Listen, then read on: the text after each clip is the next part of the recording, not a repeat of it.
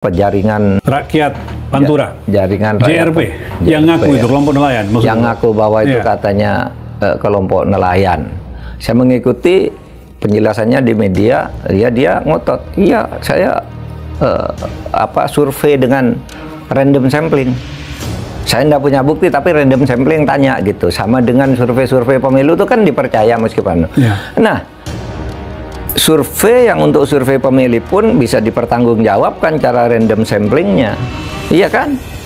Biayanya juga dipertanggungjawabkan, ini biaya sendiri, ini dibiayai si B. Nah, saya tidak percaya itu sebagai swadaya masyarakat murni. Itu perlu biaya miliaran kan. Yang kedua, itu mencakup 16 desa. Ya, dari total 6 kecamatan ada dari 6 desa. kecamatan ada 16 desa. Masa tidak terorganisir? Di desa ini siapa yang melakukan, di desa ini tidak siapa yang melakukan, uangnya kumpul dari mana? Sehingga saya anggap yang dari JRP itu menurut saya itu enggak masuk akal sama sekali. Apalagi yang dari JRP itu katanya saya mahasiswa Universitas Muhammadiyah gitu.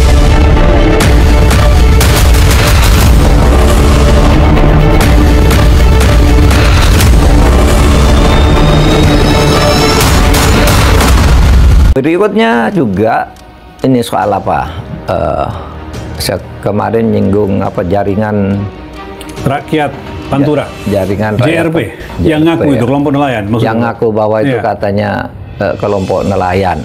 Saya mengikuti penjelasannya di media, dia ngotot, iya saya survei dengan random sampling. Saya tidak punya bukti, tapi random sampling tanya gitu. Sama dengan survei-survei pemilu itu kan dipercaya meskipun. Nah, survei yang untuk survei pemilih pun bisa dipertanggungjawabkan cara random samplingnya, iya kan?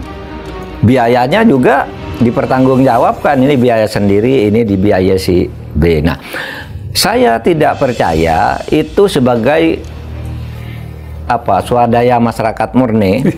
Itu perlu biaya miliaran kan. Yang kedua, itu mencakup 16 desa. Ya, dari total 6 kecamatan ada dari 6 desa. kecamatan ada 16 desa.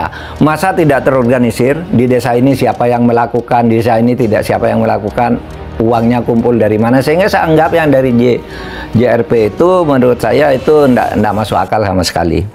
Apalagi yang dari JRP itu katanya saya mahasiswa Universitas Muhammadiyah gitu. Jadi saya bekerja untuk rakyat. Tapi Muhammadiyah sendiri kan sudah mengeluarkan pernyataan.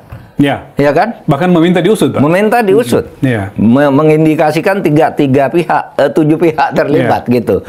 Jadi mari kita rasional aja, jangan kepada para penjahatnya itu jangan cari orang untuk disuruh mengaku, lalu dibuatkan lagi nanti sertifikat susulan dari ini kan, dari yang 260 sekian dan yang lain-lain tuh nanti tiba-tiba ada nih, ini milik si A, ini milik si B. Tapi saya kira tidak terkejar kalau pemerintah mau berbuat agak cepat dikit dan hati-hati, itu tidak akan sempat buat sertifikat sebanyak kira-kira 300 lebih kan itu.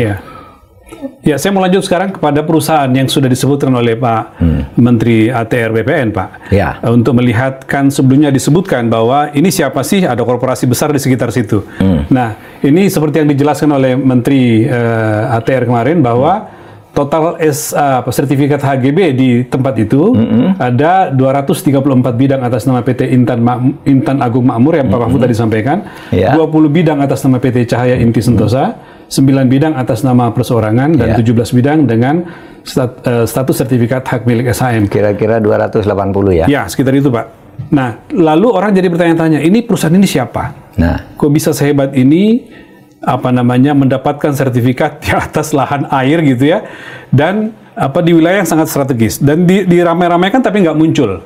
Nah, kemudian dicari, Pak, oleh beberapa seperti biasa badan penyelidik intelijen di netizen gitu ya, mencari intelijen kemudian menemukan beberapa, Pak. Jadi rupanya perusahaan yang tadi disebutkan salah satunya itu adalah Cahaya Inti Sentosa, itu diakuisisi oleh PIK Pantai Indah Kapuk, PIK 2 pada Agustus 2023. Jadi orang langsung menyimpulkan, oh betul dugaan selama ini oleh publik menengarai bahwa ini ada hubungannya atau setidaknya afiliasi dengan PIK 2. Dengan PIK 2. Lalu juga mereka menemukan di medsos itu dan sejumlah media menemukan bahwa alamat PT Intan Agung Makmur itu berada di alamat yang sama dengan kantor PIK 2 gitu. Nah ini Pak, ini informasi dari Kata Data, dan dia menjelaskan itu. Apa komentar Pak Mahfud dengan semakin terkuak seperti ini? Ya menurut saya semakin mudah kalau mau sungguh-sungguh untuk mengungkap dan menyelesaikan kasus ini secara hukum. Kan apa logika kita sudah sudah dituntun oleh fakta-fakta itu. Oh ini ternyata ini yang buat ini, yang ini. Tinggal pembuktiannya aja. Itu kan gampang sebenarnya membuktikan itu. Kan semua ini pendirian sebuah PT, akuisisinya dan sebagainya itu kan sudah terdaftar di Kemenkumham. Iya kan? Iya. Siapa yang melakukan, tanggal berapa, yang menandatangani siapa, pemegang saham siapa saja. Dirjen AHU gitu. Dirjen AHU. Administrasi Hukum Umum. Iya. Itu gampang kok. Tapi sekarang kok pejabatnya itu masih takut. Ada yang ditakuti kayaknya ya. Entah yang ditakuti orang luar atau yang ditakuti orang dalam, ya mungkin sama-sama terlibat karena itu big fish gitu ya, atau orang luar yang dianggap big fish gitu. Masa menjelaskan gitu aja nggak berani. Taruhlah kalau misalnya merasa, oh itu bidangnya ATR, oh itu bidangnya Menteri Kelautan, oh itu bidangnya Polairut, itu bidangnya Pemda dan sebagainya. Itu kan tinggal dikoordinasikan aja, sudah jelas pelanggaran hukum kok. Iya kan? Iya. Dan jangan tanggung-tanggung, kita harus berjanji untuk menindak pelaku yang dari luar maupun dari dalam, karena itu pasti kolusi. Itu pasti kolusi. Karena itu pasti ilegal kan Pak? Iya, pasti ilegal. Nggak mungkin kan ada HGB di atas laut ya? Iya, nggak mungkin ada HGB di atas laut. Dan ketika HGB keluar di atas laut dengan saling tidak mengaku, itu arti kolusi pasti. Iya kan? Dan kolusi itu salah satu dari cara untuk berkorupsi kan? Nah ini yang menurut saya harus diselesaikan oleh pemerintah secepatnya, dan sesuai itu membentuk saya usul membentuk satgas lah ya. Ada semacam satgas? Ada semacam satgas untuk mempercepat soal ini. Tetap nanti pada proses hukumnya tetap melalui aparat penegak hukum yang legal gitu ya. Tapi untuk menggali ini kan bisa satgas yang bisa nanti memberi kesimpulan awal kepada penegak hukum. Satgas kalau itu sifatnya korupsi, ternyata bisa langsung ke kejaksaan biar cepat. Ya kan, kalau tindak pidana umum yang umumnya bawa ke polisi gitu. Berarti nanti dibawa oleh apa? Dibentuk oleh Kementerian Kemenko atau apa? Iya, saya kira Kemenko kalau perlu Kepres lah. Kenapa sih? Karena ini serius gitu. Kalau Kemenkonya saling buang badan juga. Presidennya kan tegas tuh. Bentuk aja. Gitu. Jadi semacam dan diberi target, tim gabungan pencari fakta gitu iya, ya. Seperti TGPF yang sering dibentuk oleh pemerintah, gitu kan? Supaya dibentuk begitu, dan itu nanti tugasnya sekaligus yang jangka pendek kasus ini, yang jangka panjang meneliti lagi nih pantai-pantai kita yang ada indikasi itu ya.